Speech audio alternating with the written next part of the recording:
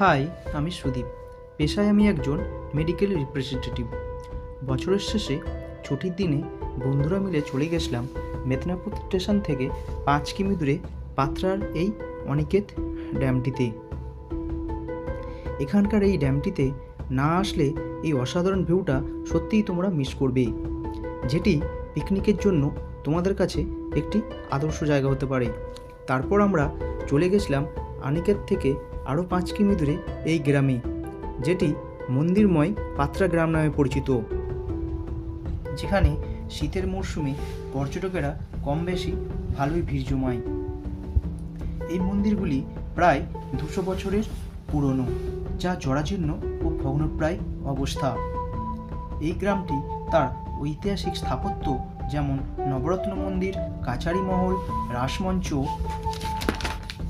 ইত্যাদির জন্য বিখ্যাত। পাশাপাশি রয়েছে একটি শীতলা মনসা দেবীর মন্দির ও পাশে রয়েছে একটি শিব মন্দির, যেটি এখনও গ্রামের মানুষদের সেবায় পূজিত হয়, যেখানে ভক্তদের জন্য প্রসাদেরও ব্যবস্থা রয়েছে। আজকের মতো এখানেই শেষ করলাম। সবাই ভালো থাকবেন।